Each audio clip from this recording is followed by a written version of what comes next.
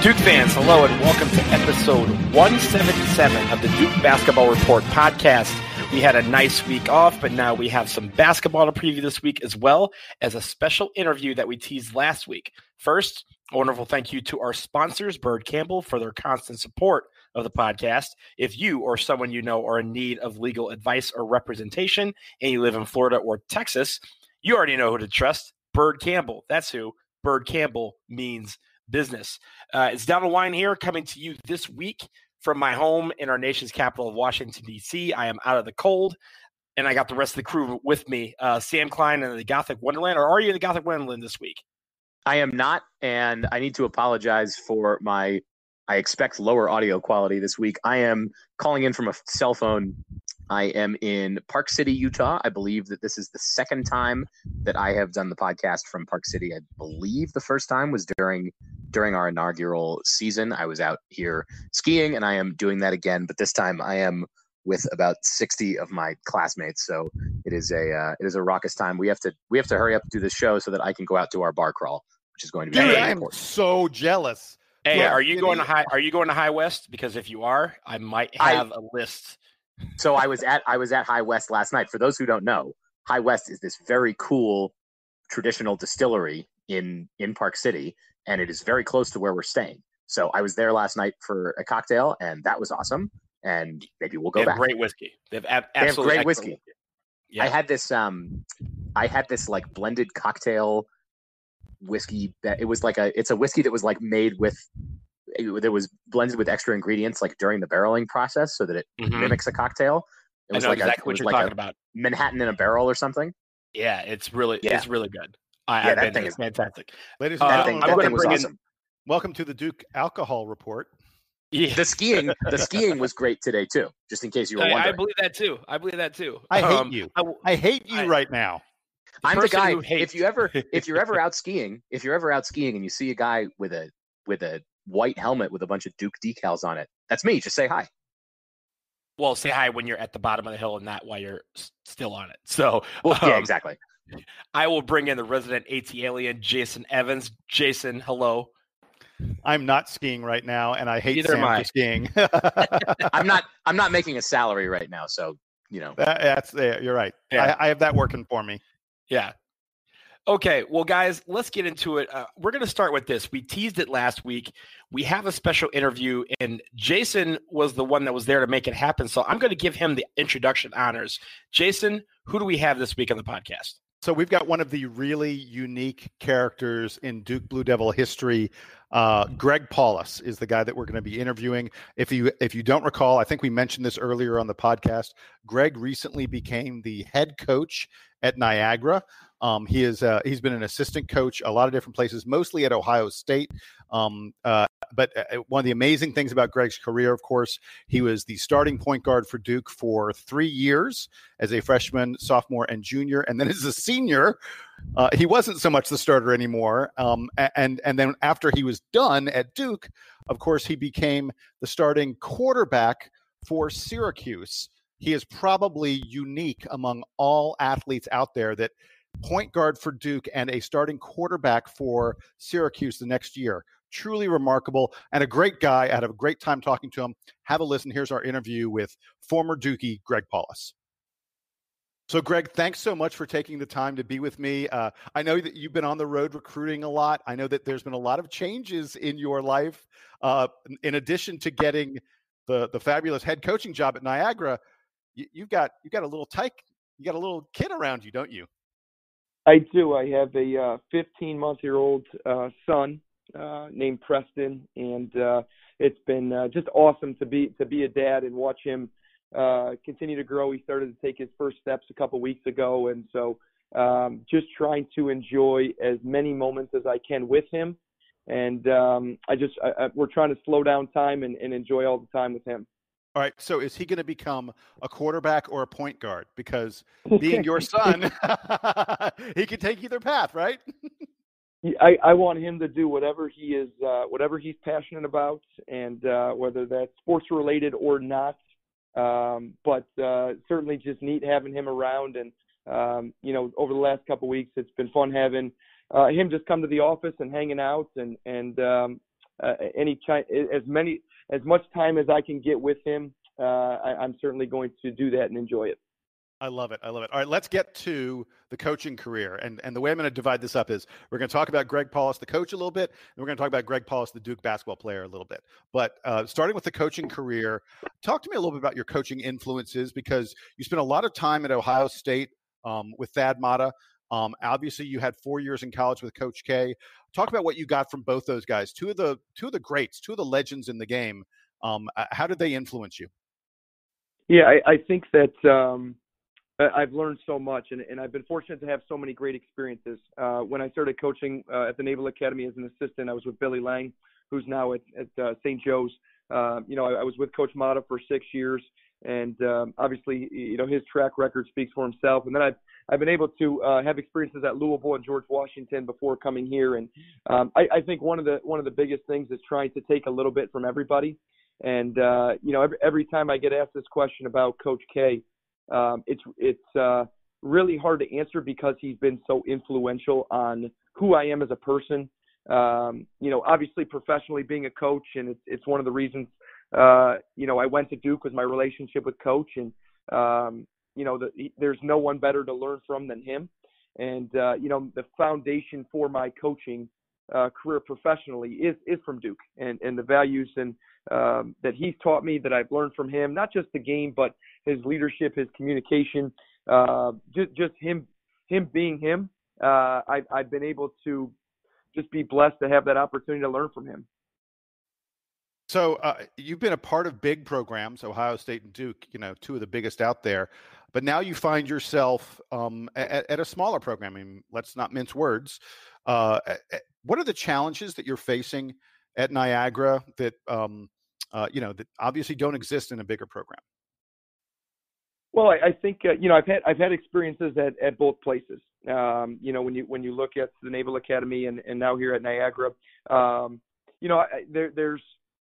don't look at it like the negatives of it. I look at it from a positive standpoint, and I believe in Niagara University. I believe in the academics. I believe in the tradition in the basketball program, the people. The way that I look at it is that it's an amazing opportunity, and I'm so grateful to be a part of this university. And for me, that's just the way that I look at things. I've always looked at it that way, and I'm just very proud to represent Niagara basketball and be their head coach. Now, you got the job at Niagara in kind of a surprising way. You were Patrick Beeline's top assistant, and he had to resign for personal reasons. You made the transition to being a head coach so quickly. Was it more of a challenge because you didn't necessarily know it was coming? It was like, literally one day you're a top assistant, and the next day, without a lot of preparation, you're the interim head coach, and a few weeks later, you're the full-time head coach. Talk about that a little bit. Well, I think the timing of it is probably just because you're getting ready and you're preparing for games, and we played shortly after it was announced, and so when the timing of it typically is after the season, and you're able to have off season where you can implement your leadership and the way that you would like your program run. And right now, being with a few days away from the first game and the short time, it's something that's very exciting to me. I've been able to see the progression and see the infant stages of where we are in terms of implementing the foundation and creating an identity within our culture. And so for me, it's exciting, and I guess the timing of it would be just a little bit unique. Yeah, for sure. Hey, I saw the video the other day. I think Niagara tweeted it out of you coming in the locker room after your first win. The team just goes crazy as they celebrated with you. It really shows how close you are with these players, how much it meant to them, how much it meant to you to get that victory. But it also made me wonder something. You're only 33, and I mean, congrats for being a head coach at the age of 33. Not easy to accomplish. Is there a challenge being an authority figure for guys that, you're not that much older than them? You want to be friendly. I mean, you want to be friends with your players, but you're also kind of the boss, right? Well, I think that, in terms of preparation and the experiences that I've talked about in the past and learning from Coach K and learning from all the other different coaches I've had the chance to work with and learn under, it's moments like that you are preparing for opportunities like these. And sometimes you don't know when they're going to come up, but in terms of being 33, I don't look at it in terms of it. I think leadership is leadership. And, whether you're 53 or 33, whatever it may be, I think that the foundation of what we're trying to do is to have relationships with them. And I think, with maybe age, you can look at that like, hey, you can relate more and the energy and the enthusiasm that we have within our program and the direction we're going. That's something to me that's why it's really exciting. I don't look at age being one of those things. I just look at it in terms of, hey, we've been preparing for this and working towards this, and we have an opportunity that we would love to take advantage of and make it a great experience. Talking about relationships, I can tell you are truly a Coach K disciple. He's all about that. And that sort of brings me to, I'm going to transition a bit to Duke now, but I want to talk about the Duke coaching community. It's getting to be huge. There are a lot of you guys. There's so many former Coach K players who are now coaching all over the country, all over the place, in college and the NBA. I got to know, is there like a special email group or a text chain or something that you guys have for giving advice to each other or bouncing questions off each other?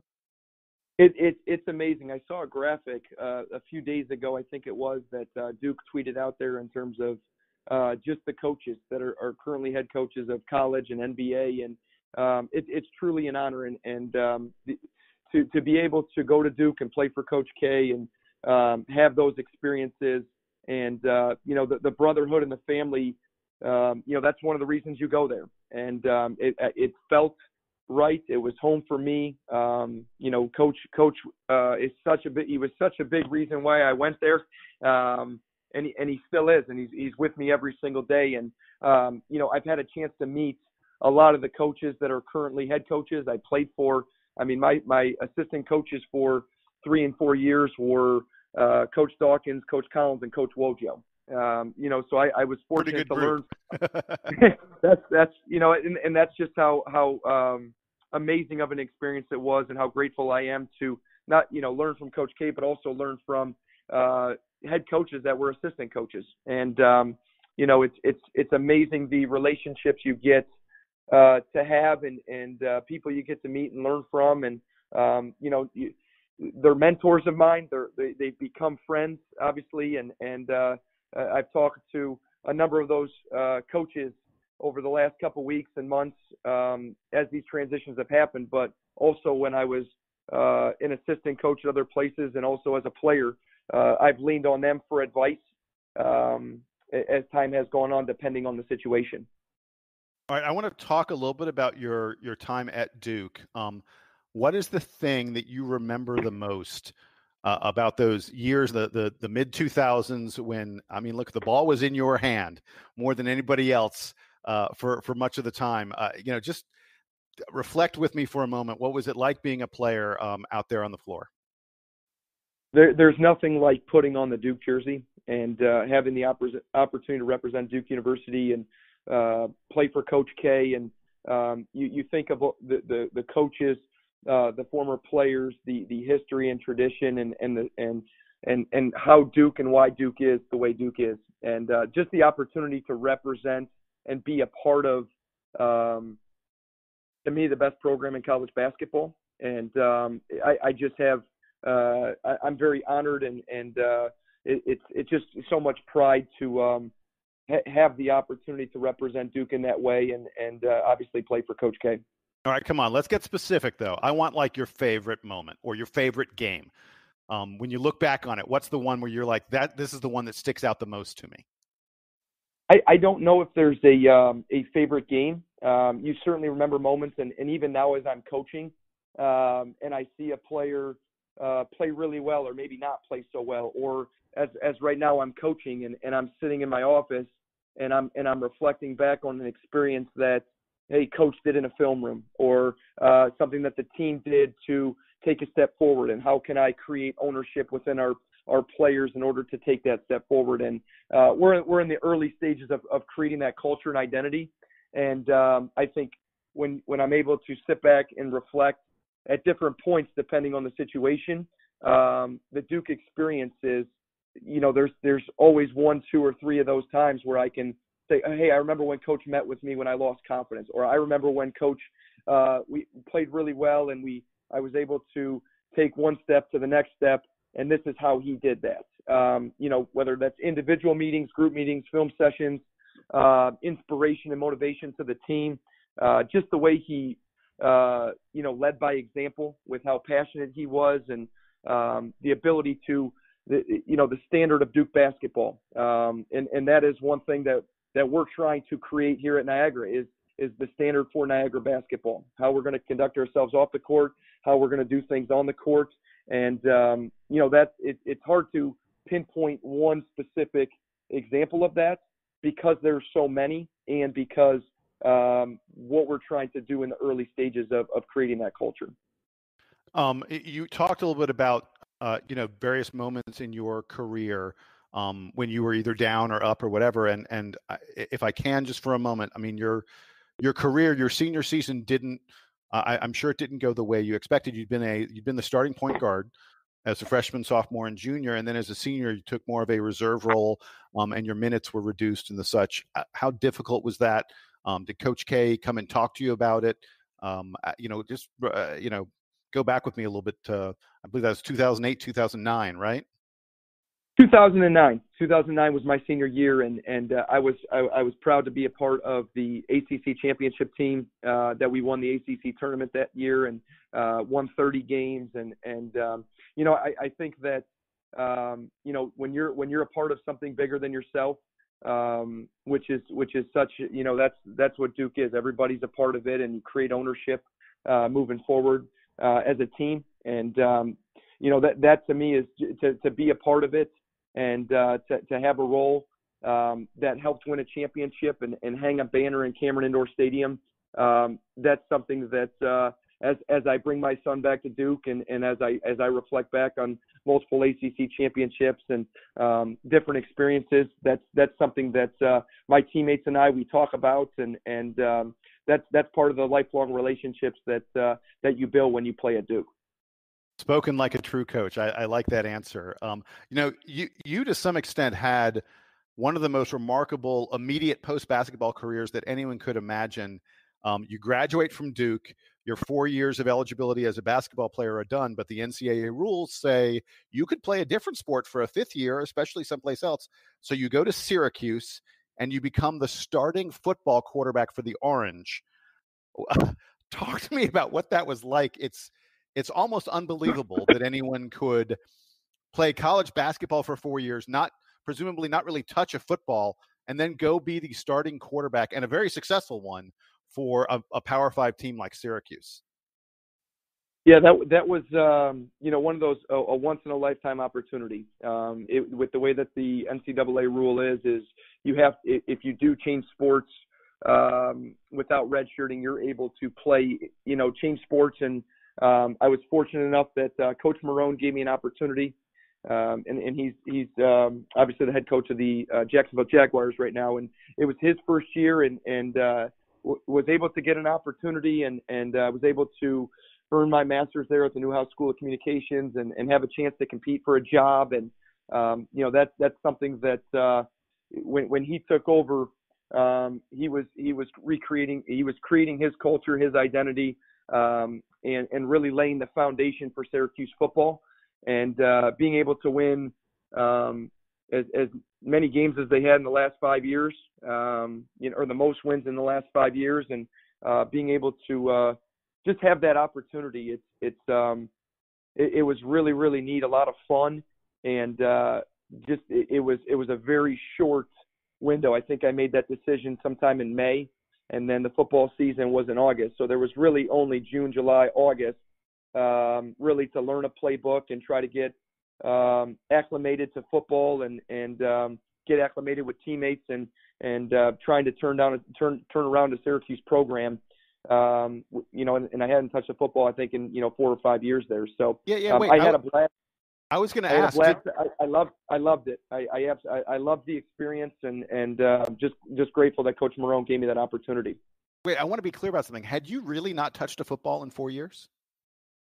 No. I mean, you throw it around every once in a while on campus, but in terms of from the day that we were in summer, the day that we made the decision and football season was over, I think I played in the high school All-American game during basketball season. I think that the U.S. Army All-American game, that was in January. And I hadn't touched one from January, that might have been 2005, until whenever the date was, May 2009. Okay, so Duke fans do wonder, because our football team, the Duke football team, was struggling a good bit during the years that you were point guard for the basketball team. Did you ever talk about, or was it like not even a remote possibility that you would try and play 2 sports at Duke?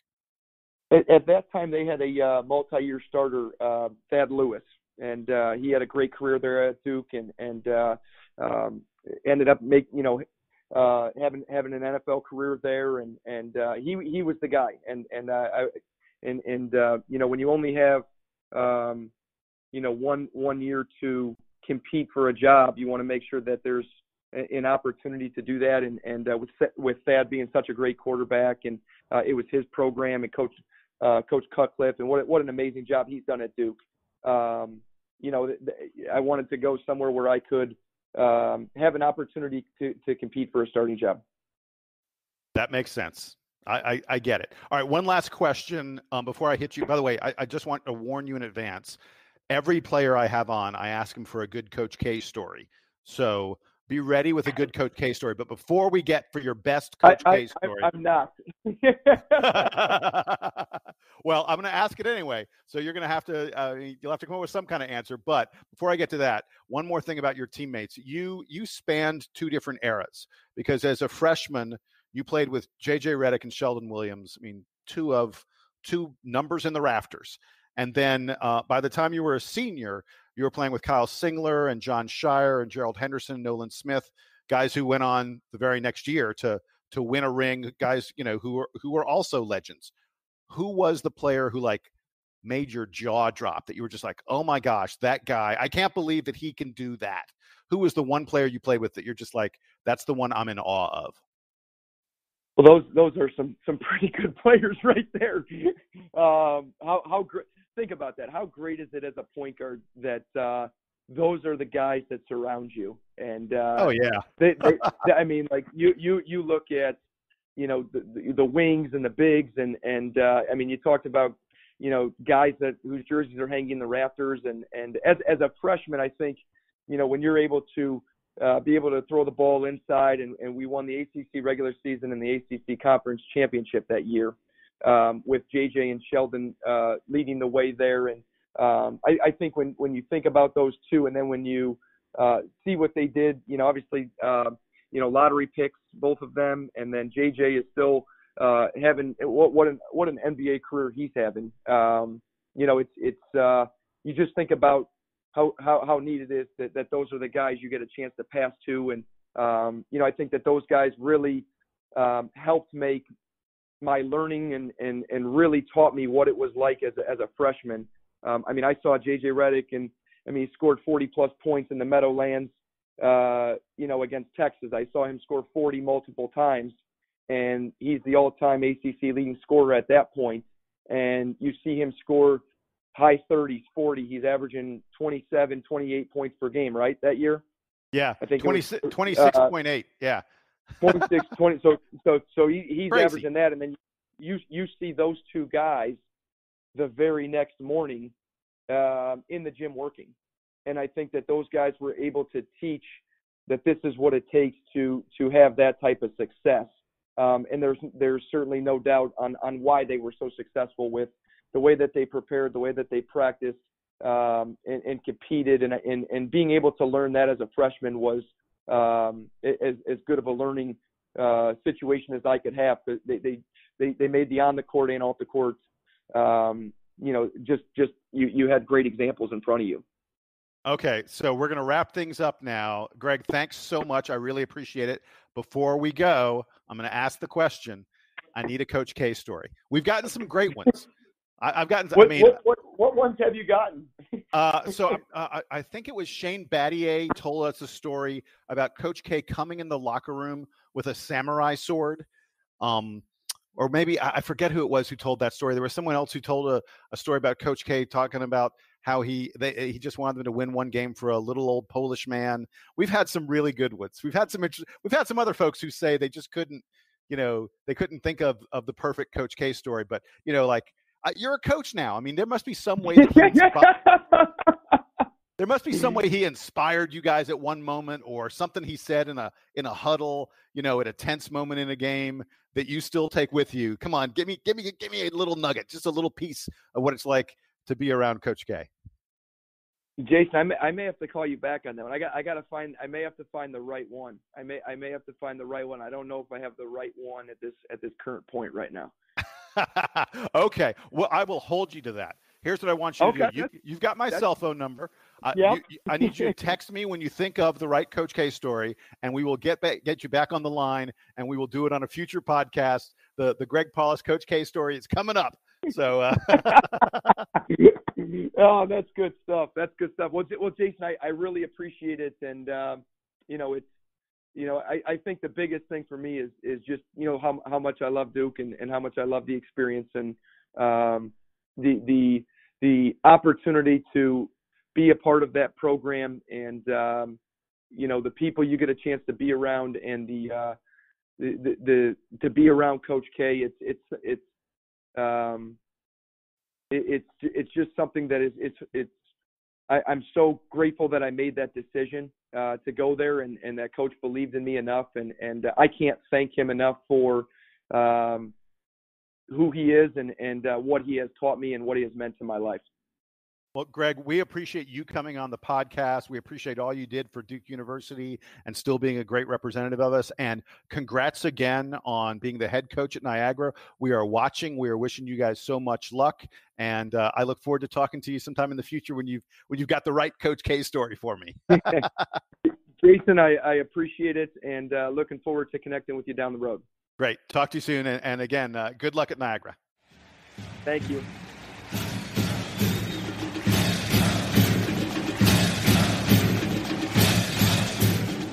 First of all, thank you, Greg Paulus, for joining Jason and joining us on the Duke Basketball Report podcast. We're looking forward to him coming back at a later date when we will have his Coach K story ready. I know it's going to be a good one because we're going to give him some extra time to think about it. But very cool stuff, Jason. I'm going to toss it to Sam. Sam, what were your takeaways from this interview? I think that Paulus is one of these. Jason said this at the top, that he's a unique sort of figure in Duke basketball history. I think that Duke fans remember him perhaps worse than they should, given that, as he mentioned in the interview, at the end of his career, he was sort of demoted. He was sent to the bench. Nolan Smith was starting in his place, and it was really for the good of the team. And he, for better or worse, just accepted it, it sounds like. He didn't really want to talk about the conversations he had with Coach K. You've heard stories like from JJ Redick about the very serious talks he's had with Coach K, like after his sophomore year when he was overweight and not really committed and all that kind of stuff. Paulus, it sounds like, really just is the ultimate team player and was able to just accept the role and look back and say, you know what?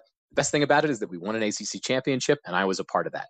And for all the success that he had early in his career being JJ Redick's point guard, he didn't let that sort of ruin him mentally. And he was always with it, even into his sophomore year, which was such a mess, as you guys remember, with him and Josh McRoberts as the two captains, along with DeMarcus Nelson, where they lost in the first round to VCU, a year that I think Duke fans don't really like to talk about. He just kept his head up and kept playing and was still around the next year. By the way, little known fact, people don't remember this. He had a career high 25 points against Virginia Commonwealth in that game that they lost. He was like, no one played well in that game except Greg Paulus. Mm-hmm. And just shouldered on through it. So I think we don't admire his toughness and his teamwork the way that we probably should. And I think it shows now what he was talking about, and especially how Jason brought up the video of him in the locker room with the players, and what he was saying in the interview about leadership, that it doesn't matter how old you are. It doesn't matter how old you are relative to your team, your players. He's a real leader, and he creates great teams around him. Other players liked playing with him, and it's clear that his Niagara players are excited to play for him, even though he's a new head coach, and even though his coaching resume isn't that of some other guys. He obviously got to work with Thad Matta, but otherwise he's bounced around a lot. And I think this is a much more normal start to a coaching career than perhaps we see from a lot of other Duke guys like John Shire, who come back to college basketball to work directly at Duke, to work for arguably the best program immediately right off the bat. Paulus isn't doing that. He's sort of paying his dues, as it were. And something tells me that he is going to be a head coach for a long time, because he has that ability. You could hear it throughout the interview, that ability to sort of understand the situation and be honest about it, and also to connect with a lot of other people. And it sounds like he still has good relationships with members of the Duke coaching staff, with some of the guys that he played with, and doesn't harbor any sort of ill will towards perhaps guys like Nolan Smith who supplanted him in the lineup. That doesn't seem to bother him, and that he still comes back for stuff. And he said he brings his kid to Cameron to watch Duke games. So all of that is pretty cool, and it was neat that we got to catch up with him. And I hope we get to finally get a funny Coach K story out of him. The one thing that I wish I had been on the call for, and I mentioned this to you guys before we had the interview, and then I never got to. It's a great story. So when I was a sophomore, I was in the walk-up line for the Carolina game. I hadn't tented that year. I was in the walk-up line, and Greg Paul, we were the first ones in the walk-up line, me and a handful of buddies, and Greg Paulus would, all the players would come by for practice every day. We were out there for 3 days, and the players would all walk by for practice. And Paulus would always talk to us. He'd always say, "Hi, how you guys doing?" Whatever. And one time he brought us a fresh baked loaf of banana bread that his mom had made. He was like, "This is for you guys. You've just been sitting out here on the sidewalk, and that kind of stinks. So here's some banana bread." And we were like, "Okay, man, that's fantastic." So I wish next time we have him on, I'll have to be on the call so that I can say, "Greg, do you remember giving a bunch of idiots a loaf of banana bread?" And he'll say, "No, but that does sound like something my mom would have done," and we'll laugh about it and we'll move on. So all that to say, I enjoyed the interview, and I hope we get to have him on again, because his is a career I think we are going to want to pay attention to going forward. Yeah, I think you took a lot of what I was going to say, Sam, because I think, well, that's what I tend to do.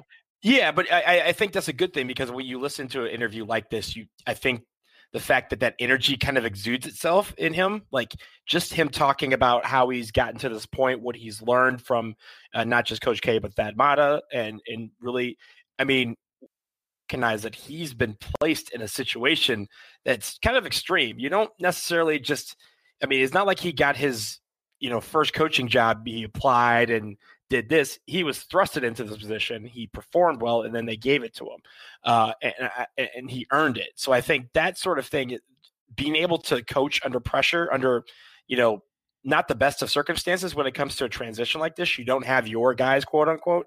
You don't have an opportunity to kind of lay claim to your program. You have to do it on the fly. It's going to be interesting to see how he develops as a coach over the next few years, when he gets a chance to recruit, when he gets a chance to, bring in the guys that he wants and make his own mark on a mid-major program like Niagara, and one that people have heard about because they've been in the tournament, quite a bit over the last 15, 20 years when it comes to, these lower to lesser mid-majors. They've been right at the forefront of one of those. So it'll be interesting to see how he does that. And I'm really glad that we got to hear that part from him, because that's not something, like you said, Sam, that's not something we hear a lot from the Coach K coaching tree, because they're getting themselves into bigger and better positions off the bat. The only thing that I would add, other than, once again, to say thanks to Greg. By the way, he was so great. He and I were originally supposed to talk at one point, and there was sort of a mix up, and they got the wrong time. And I thought that the AD was going to call me and tell me when we were going to do it. And my phone rings, and it's Greg Paulus. And he's just like, "Hey, Jason, hey, sorry, we got the time, something mixed up. Can we do it now?" And I was like, "Oh, actually, I'm in my car. I can't do it right now." And so we arranged it for the next night. But he was so genuine.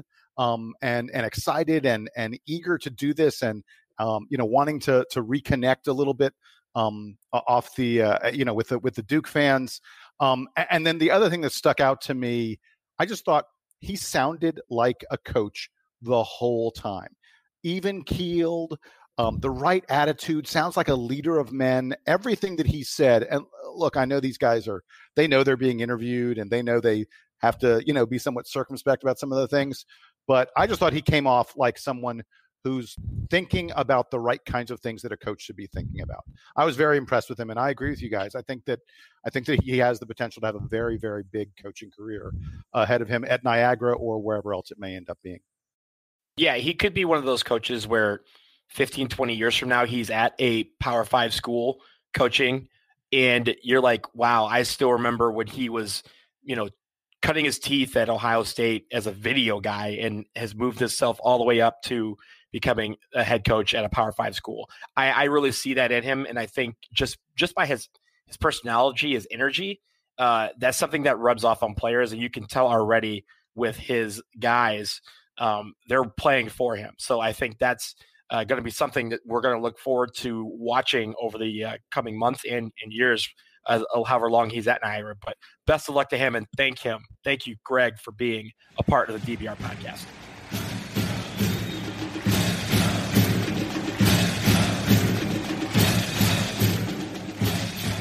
Okay, guys, we have a basketball game this week. After what was about a 2-week break for finals, Duke basketball will finally get back into it this Thursday against Wofford. Now, Wofford had themselves a pretty wonderful weekend. Ooh, boy, UNC. Did they ever. They beat UNC 68-64 at Carmichael Auditorium. Yes, I did not go back to 1976. I did say Carmichael Auditorium. But now they come back to the Triangle to face the Blue Devils in Cameron. Jason, I'm going to start with you. What should Blue Devil fans expect Thursday night when we lace them up against the Terriers? So I would say we should expect something somewhat similar to what we saw against Virginia Tech. This is going to be a team that takes a lot of three-point shots. They shoot, get this, 51% of their shots, more than half of the shots they take come from outside the three-point line. And they hit them at a pretty good rate, 35 and a half, 30, almost 36% of their three-pointers that they hit. They are led by Storm Murphy. Storm Murphy, that's one of the great names, I think, in college basketball. Storm Murphy, the storm will rain threes down upon you if you're not very careful about watching what he's doing. He hits better than 50% of his three-pointers. That's just scary to think about. This is there are guys out there that can shoot you out of the gym. This is one of them. And he takes step back. I mean, Carolina fans saw this. He takes step back threes. He has an incredibly quick release. Trey Jones and our other perimeter defenders, Jordan Goldwire and the such, cannot lose track of Storm Murphy. Now, Wofford is, sort of the sacrifice for being this team that shoots a ton of three-pointers is that they don't have many bigs. They only have one player over 6'7". They're not a good rebounding team in the bottom 100 rebounding teams in the country. And I suspect we're going to see Vernon Carey having a pretty big day against him. Unlike Virginia Tech, they don't really have their big man, their one big guy doesn't go outside and shoot three-pointers. So I think, unlike Virginia Tech, Duke is going to be able to play their bigs. We'll be able to play Vernon Carey and not have to worry about him guarding someone on the perimeter, perhaps.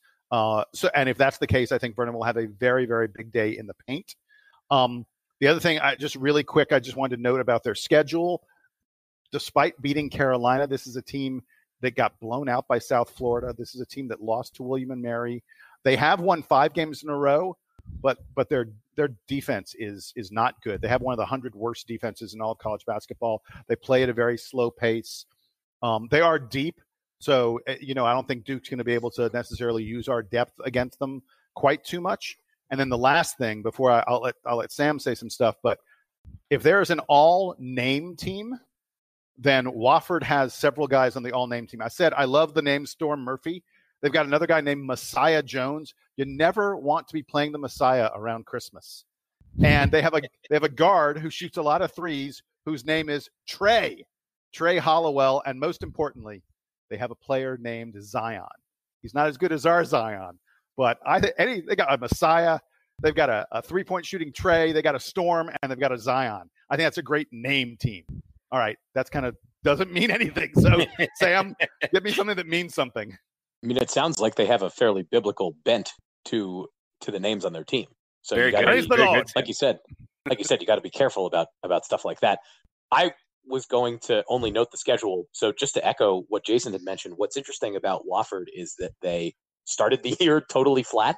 They lost to a few bad teams and by a lot, and have clearly improved from there. So I think, especially if you think about Duke and what a sort of up and down experience it's been for the Blue Devils, beating a Michigan State on the road a week after losing to a Stephen F. Austin and playing at, other tight games in Cameron against teams that they should not be playing tight games against. Wofford is a team that clearly is riding high right now. Obviously, the Carolina win just being right before this one will be big for them, and I think they won't come in feeling overwhelmed by the atmosphere or the situation. Duke is going to be on winter break, so it won't be the sort of wild Cameron experience that opposing teams usually get to see. And Wofford obviously just went into Carmichael Arena. Say what you will about playing in the Dean Dome, which people say is rather cavernous and not very loud. Carmichael's pretty small. And I would imagine that Carolina fans enjoy getting the chance to see their men's basketball team in Carmichael. So that should be a tough place to play. And Wofford has now won 2 consecutive games in Chapel Hill because they beat Carolina at the Dean Smith Center a couple of years ago. And so they're all that to say that they're not afraid of the moment. And so don't expect them to perform that way. I, of course, think Duke is going to win. I always think Duke is going to win at home, which didn't work out for us in one of our recent games. But I see this being an opportunity for Duke to maybe test out some other lineups. We mentioned that size is not a great thing for Wofford, so perhaps we're going to see more of those rotations that involve guys like Joey Baker and Jack White playing as big men, and we'll get to kind of see how Coach K has retooled the lineup, especially since the end of the exam break. Yeah, you know what? I think the best thing about Wofford beating UNC is that it happened less than a week before they play us, so we're not going to overlook them. And there's obviously the rust that we will have to endure that comes with a long layoff that we've always seen around this finals break. So I want to see our team come out with some energy to start the game, bring that intensity. But I also think that because UNC suffered that L last weekend, that it's not going to be one of those things where we're going to overlook them or say, oh, this team named Wofford's coming in, and then we have another 10-day break. They're going to be ready for the Terriers to show up. And I don't anticipate we're going to shoot well initially. I think it's going to be something that we warm into the game, and the second half is going to be hopefully the type of basketball we expect from the 4th-ranked team in the country. But leadership is going to be key to get this team ready to go. So I'm looking to these captains to lead by example and say, hey, here's how we come out of this break. And this team is not going to run us out of our gym ever. So hopefully that is what they're saying to the guys and preparing them for the fact that the first half, they got to really be into it. And if there's not energy there, they got to make it because that is what's going to need to happen to beat the Terriers. Jason, why don't you bring it home for us? Yeah, so I wanted to, even though we're ostensibly previewing Wofford, can we take a moment and talk a little about Wofford beating UNC? Because hey, Jason, let's take more than a moment for that. The Tar Heels are in real trouble. Good on Wofford. And by the way, I think that the fact that they just beat Carolina will undoubtedly give Wofford more confidence against Duke than they might have otherwise had. They're going to feel like they can play with anybody because they just played with one of the legendary teams in the country. I mean, certainly they would think, hey, Carolina can play with Duke. So if Carolina can play with Duke and we beat Carolina, then we can play with Duke. So the game gives Wofford confidence, which is an important factor for Duke to sort of think about. But on the other hand, we got to talk about Carolina for a moment. This is a team that they've fallen out of the top 25 for 160 weeks. I forget. It's been a long time. I should have the stat right in front of me since Carolina was last not in the top 25. They fell out of the AP top 25 today as a result of this loss. They've got 2 tough. They're playing Gonzaga and UCLA coming up in the next week or so. So we could be looking at a Carolina team that has 2 more losses in a row. And their problem is this is a dreadful offensive team other than Cole Anthony, and Cole Anthony has some mystery leg injury. Mystery leg injuries are really, really scary. At the moment we're recording this podcast, Monday evening, they have not announced what's going on with Cole Anthony. There are some nasty rumors out there that Cole Anthony could be out for a long time, or that Cole Anthony, people are even already talking about the fact that Cole Anthony may decide, look, I played 9 games. I averaged 19 points a game. I showed that I could shoot and score at this level, and the NBA has seen enough to make me for sure a lottery pick. There's no reason for me to keep on playing and risk injury. There's talk about that. Look, we had this conversation about Zion Williamson last year. People have the conversation every year, about guys who are for sure lottery picks. Why are they risking things? If this Carolina season starts to go south, you start to wonder, why is Cole Anthony risking things on a team that looks like they're really struggling? And this Carolina club, the thing that strikes me about them is even in some of the past years where we've sort of looked at their roster and wondered, hey, where are they? They look good, but not great maybe, or whatever else is going on. You looked at their roster and you saw still multiple pros. I'm looking at their roster now. I mean, if Cole Anthony's not playing, I don't see anybody else in this roster that I'm like, that guy's a pro for sure. Armando Bacot, the freshman forward they had, looks pretty good. I think he's probably going to be in the NBA someday, but it's not a sure thing. He's not a surefire first rounder. This is a Carolina team that looks like they are really devoid of the kind of talent you would have expected. They've got a couple like 5th-year seniors who transferred in that they'd hoped would do a lot for them. And those guys, it's just not working out yet. I don't want to jinx them too much, but if you tell me this Carolina team is the 5th or 6th best team in the ACC, I'm not arguing with you at this point. And Jason, can I throw some cold water on this just to, because I feel like you're taking us down a dark path. Those Carolina teams that went to the Final Four in back-to-back years in very recent memory were not teams that featured overwhelming NBA talent.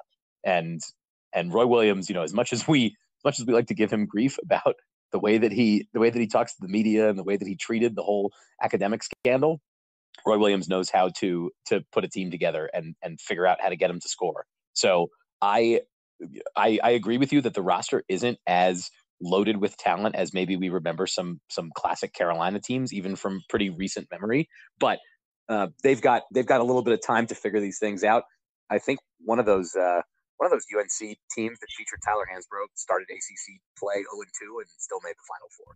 So rest on dismiss Carolina at your own peril because Roy Williams does know what he's doing. Despite the angry faces and the aw shucks metaphors that he uses in press conferences. I'm going to sum up my thoughts on UNC currently with 2 words: womp, womp.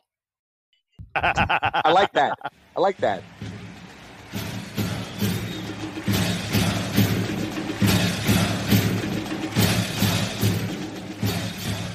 Okay, guys, enough of the basketball for this week. We're going to shift gears slightly. We're staying in the world of basketball, but the new NET rankings are out.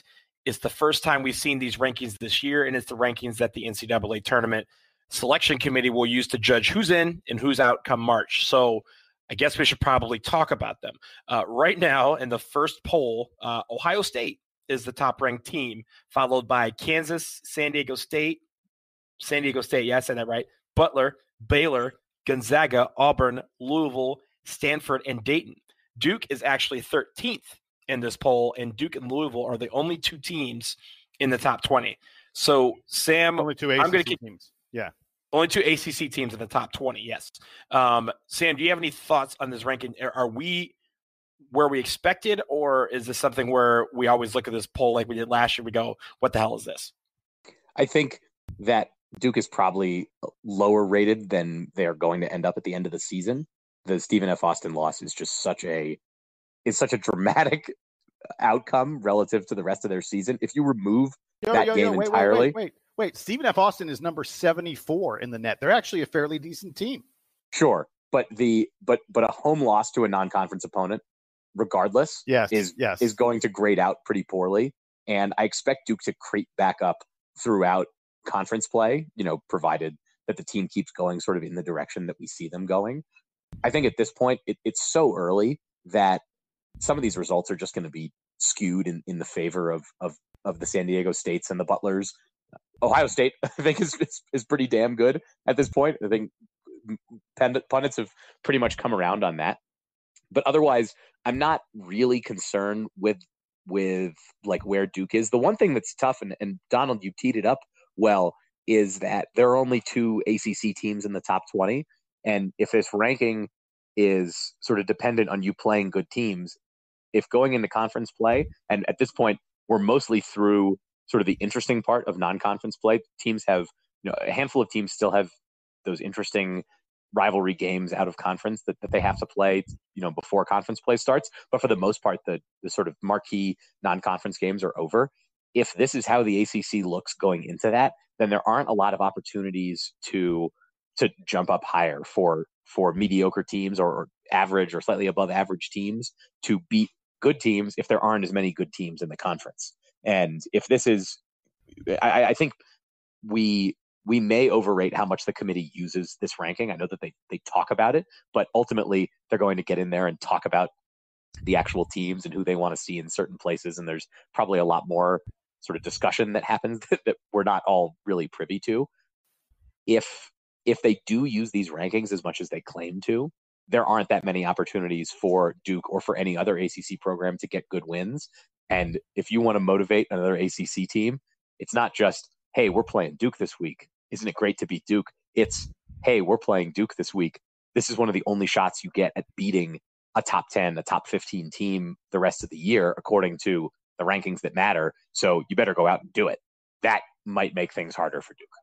All right, so I got like 4 different things that I want to say that relate to what Sam just pointed out. First of all, as we've said, it is very early in the net. And last year we saw this happen where some of the early rankings seemed bizarre. It's worth noting that the NCAA does not say exactly how the net is put together. So there's still kind of a mystery as to how they put these numbers in place. But last year, as the season would move on, the net would start to look more and more and more like the other major computer rankings, Pomeroy and Sagarin and T-Rank and BPI and all those other kind of folks. That says to me that in the end of the day, the net rankings probably are going to end up being something that makes a lot more sense than this does. And it's worth noting, this is what I wanted to relate to that Sam brought up.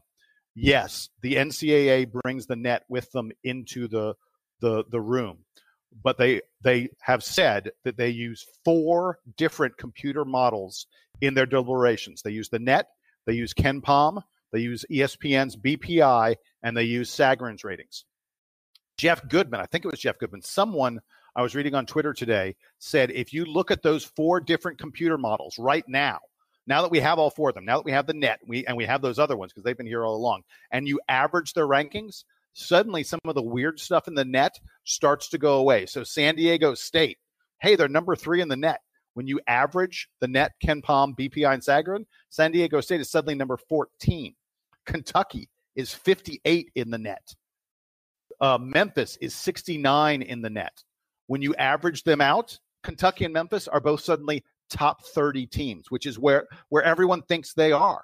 So I'm not going to get all up in arms and freak out about the net yet. We know that it's early. We know that it'll work itself out. I don't really agree with the premise that because the ACC teams are low, and boy, there are some ACC teams that are really low. Virginia's 39. Carolina is 95. Notre Dame's 105. I mean, there are 5 ACC teams outside of the top 100. If you look at the net right now, the ACC is sending 4 teams, basically only 4 teams to the tournament. Louisville, Duke, Florida State at number 27. Virginia is on the bubble at 39. No other ACC teams are getting in if you look at the net today. But I'm telling you again, as we saw this last year, as they start to play each other, their schedules are going to look more and more impressive. And that's going to help their net rankings. And I guarantee you, by the end of the year, you're going to see 5 or 6 ACC teams in the top 40, not only 3 or 4. I think the one thing that I'll take from this ranking right now is when we look at March and we look at that selection show and we look at all the bracketology that leads up to it, there's one thing that is never by Duke's name, and that's their RPI number, ever, because they're very rarely on the bubble. They're very rarely in that conversation where they're being considered not being in the tournament at least the last 30 years. And I think when it comes to that, that's what this net is about, really. I think at the end, people won't care about it until they see it next to a team's name. They go, oh, this team is ranked 29th. Why aren't they in the dance? This team's ranked 67th. Why are they in the dance? I think that's really where we're looking at right now. And I think there's, we're getting something where we're not too far. It's not something that we need to really worry about right now, but it's just kind of interesting to look at when you look at some of these teams, you go, what are they coming up with? And I think the one thing that, Jason, you alluded to, what we don't know is how they set this up. And I think that would give more context to some of these numbers. Well, and also just the last thing I'll add is people who study bracketology say that the top seeds, if you're vying for one of the top 2, 3, maybe even 4 seeds, those tend to correspond to the polls and the net ratings and these kind of other computer stuff. Those are the ways, like you said, Donald, that they find the bubble teams. That if you're at the very top of the polls, you're going to get a high seed. If you have a good computer kind of number, that's when you get in off the bubble. So you're absolutely right, Donald. Duke, most people see us, number 3, number 4 in the polls. That would align with us being a number 1 seed. And the fact that we're number 13 in the net isn't going to come into play.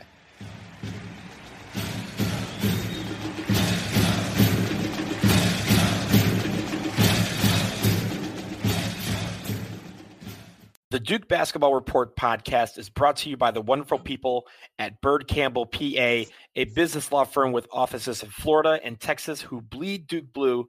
Founded by 2 Duke class of 1978 graduates, Byrd Campbell will handle all your business law needs and also join you in saying, go to hell, Carolina. For more information, please check out their website at byrdcampbell.com. That's BYRDCAMPBELL.com, because Byrd Campbell means business.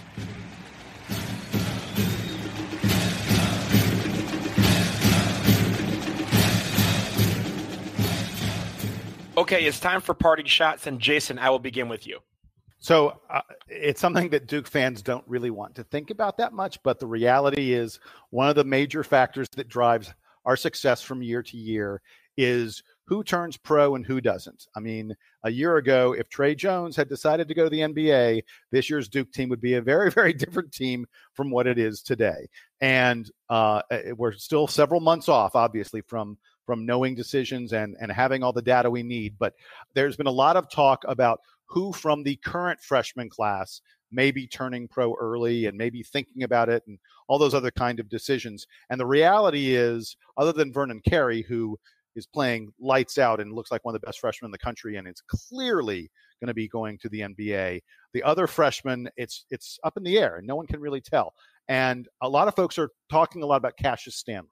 And so I wanted to spend a moment cluing all of you in about something about Cassius Stanley that I think will be a really interesting aspect in whether he decides to turn pro or not. There's been a lot of talk about the fact that Cassius Stanley, even though he doesn't have like the ranking necessarily, coming in that other one and done kind of players might have, that he could be somewhat more interested in turning pro because of his age. Cassius Stanley, as I've mentioned here on the podcast a couple of times, is basically the age of a junior. He's closer in age to Alex O'Connell than he is to Trey Jones, even though he's just a freshman. And that age will impact his draft stock. He doesn't get as much potential boost as other youngsters because he isn't that young. He's already 20. And it also impacts his draft decision because he may not want to wait around a long time.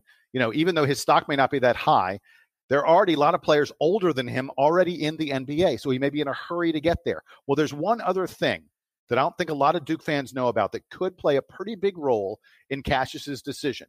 I want to ask how many of you know who Cassius Stanley's father is? W. Jerome Stanley, Cassius's father, is a graduate of USC and the USC Law School. He has been a major, significant sports agent for several decades now.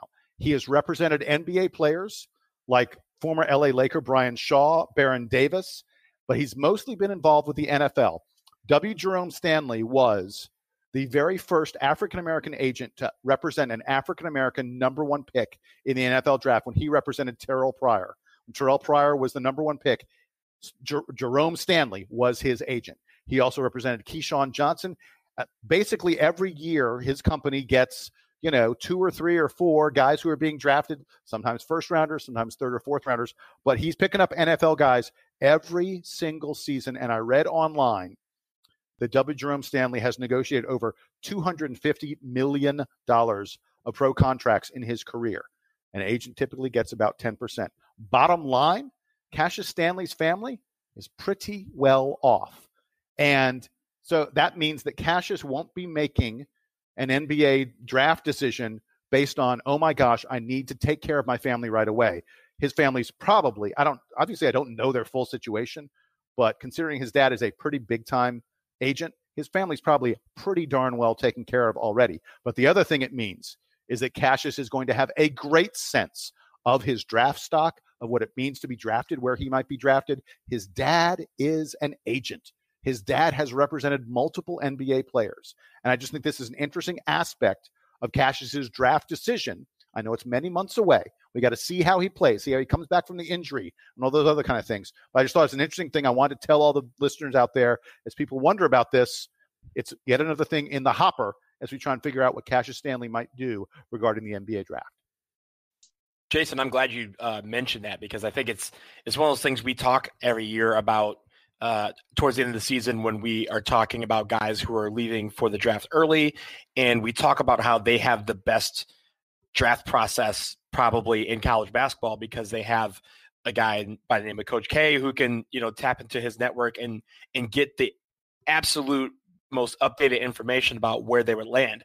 And I think it's really critical to know that, Cassius Stanley can do that twice over and maybe several times over with just a network that between Coach K and his dad, he's going to get the most, accurate analysis of his game that he could possibly get and make an informed decision. I think that speaks volumes for the kind of position that he's put himself in. That's really, really good. So that was a good pull. Sam, your parting shot.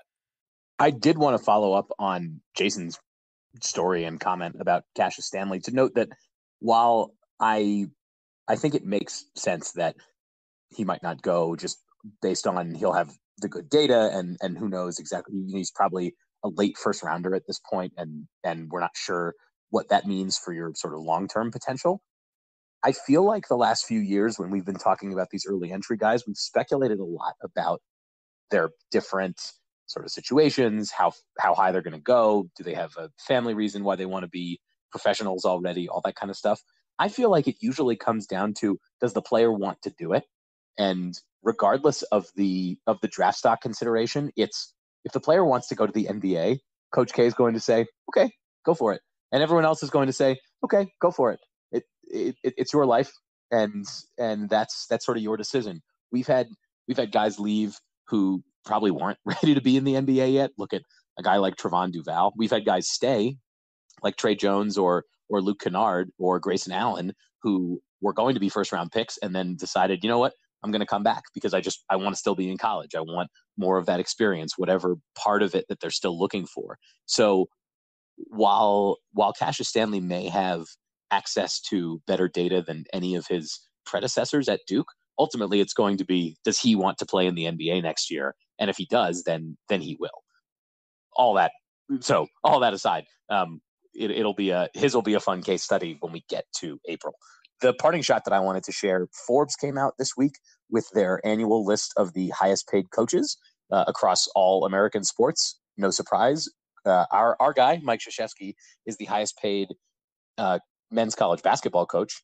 He is not the highest paid college coach that he's beaten by both Dabo Swinney and Nick Saban. I feel like fans can probably understand that is the case. I think the interesting thing is that those guys are the ones at the top along with John Calipari. There is a sort of rarefied air that you need to get to be one of the top paid college coaches. If you look over at the professional side, Obviously, the guys at the top are names you've heard of: Bill Belichick, Greg Popovich, people like this. But there are other guys in the top 10 who aren't, guys like Andy Reid, who has been successful in the NFL, but hasn't been sort of the most acclaimed NFL coach. John Gruden. Dan Quinn, by the way, the Atlanta Falcons, Dan Quinn, who's about to be fired. Please, I hope. It's like 15th or something like that on the list. It's crazy. Yeah. So the pro coaches are the ones that are more astounding to me, just based on, man, why did they throw that much money at the coaches? The other thing I found interesting about this list is how packed together these top guys were. So the top earning coach makes $12 million, and you have to get through the top 20. They're only still making $7-8 million. It's not like the top guys are making so much more than everybody else's, which I would think would be the case, given that there aren't really any limits placed on how much a franchise or a college can pay a coach. It's really just what's in your budget. And we know that the colleges, especially the ones like Alabama, like Duke, that have enormous fan bases and followings, can just find money anywhere. The pro teams like the Patriots, or pretty much any NFL team, can find money anywhere. And yet they somehow manage to not suppress these salaries, but it does seem like the salaries are lower at the high end than I would expect them to be. You would think that if you have Bill Belichick, you should be paying him tons and tons of money, and that's not really happening. I can't believe there isn't some franchise out there, some NFL team that's like Bill Belichick, $25 million. Come on over. I can't believe he's making $12 million a year. The goods. He's worth it. Yeah. So that's I think that's my big takeaway from this list is that teams don't really know, even when we know that coaches are good. We know that Bill Belichick is good, regardless of how you feel about the cheating. We know that Greg Popovich is good. There is tons of literature about Greg Popovich being a great coach. And yet, it's not like he makes so much more than anybody else does, despite the fact that there's tons of money out there. So I think what this tells us is that teams don't really know how to value coaches the same way they value players. There's obviously tons of analytics in all of these sports about which players are, have the best quick twitch, which ones, have the best reaction time, all these little things, who gets to the right spaces on the basketball court. All of this is known to teams. I don't think any of them really know how valuable their coaches are, because otherwise you'd see a much different spread here. And you would see teams trying to go for these more efficiency plays as opposed to, it looks like in the NFL that they just throw tons of money at seemingly random coaches who don't have track records. So I don't know. It's all about making a splash. And I think in the case of maybe like the NFL and even like the NBA, it's, if you fire a coach, you want to make either a big splash or make fans feel like you did because you paid him a lot of money. And Doc Rivers is one of the top 10 coaches in salary. And what does he have? 2 championships from 12 years ago? Yeah. I literally was going to talk about Doc. Doc is the second highest paid NBA coach, $1 million behind Greg Popovich. And ahead of Steve Kerr.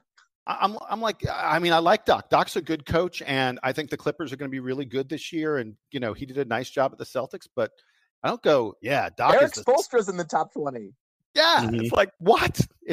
I agree. That's a great observation. At least Spo has won some championships. So is Doc. Doc has championships. As a player. No. He won a championship. I'm sorry, with the Celtics. He won with Boston. Yeah. No, but Sam, it's Spoelstra won them with Dwayne Wade and LeBron James. You know what? He got paid for it too. So that he did. No, but Sam, I think your observation, it's amazing how tightly packed they are. And yeah, just some of the names. It's like you want to be like, really? That guy?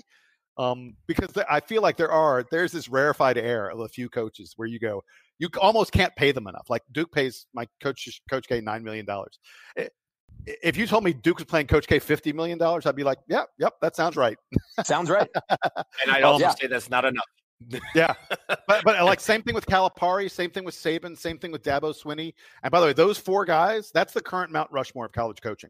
There's no one else, in my opinion. Those 4 guys are the Mount Rushmore of college coaching right now. Jim Harbaugh also cracks the top 20 in salary. How is he might get fired? How is that happening? Crazy. When he talks, man. That was a good one. Thanks, Sam. For my parting shot, I am going to touch on the coolest thing that happened over the weekend, and it was in the world of high school football.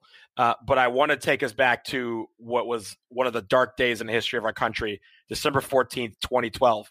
Obviously, I'm talking about the date of the shootings at Sandy Hook Elementary School in Newtown, Connecticut. Obviously, it's been at the center of political debates the last 7 years. We're not going to get into that part of it, but I think everyone can agree that what happened that day was a stain on American history, and it was one of the saddest days in recent memory. But 7 days to the day after that dark day, that community was lifted because Newtown High School won the state championship in football on a 36-yard touchdown pass on the final play of the game. It was a great thing. You can see it on Twitter. It was all over the place. Some of the players on that team went to Sandy Hook. One player on the team had a brother who was killed that day. And the kids that were able to bring joy on what is always going to be a day of incredible pain and hurt for them and their community, for them to be able to lift their community for just one day was absolutely nothing short of incredible. I think ESPN Scott Van Pelt put it emotionally brilliant, but very simply when he said, 7 years ago was an unspeakably awful day. 7 years to the day, kids from that town and that school did this, winning the state championship. Sports are amazing sometimes, and they certainly are. So congrats to Newtown High School for their emotional win, and it was really, truly the best thing that happened this past weekend. Wow, Donald, I'm so glad you brought it up. It's a great, amazing story of courage and triumph, and you win the parting shot of the week. That's for sure. Great job, buddy. Well, they do. I mean, it really was. I was thinking about what to do, and that seemed perfect because it was a perfect moment, and they should have that moment. And it was cool. I think last night on Sunday Night Football, they invited them to New York to the studio. So Mike Tirico and Rodney Harrison and Tony Dungy had them in the studio at halftime, which I thought was perfect, a perfect way to send them off as the champions they are. And I think that's going to do it for episode 177 of the Duke Basketball Report podcast. We're going to be back sometime after the Wofford game and then before Brown and Boston College. I know we'll have a few days. Sam and Jason, in case we don't record before the beginning of Hanukkah, happy Hanukkah to you two and to all of you guys out there, and early start to happy holiday season. We will catch you soon. Duke fan, take us home.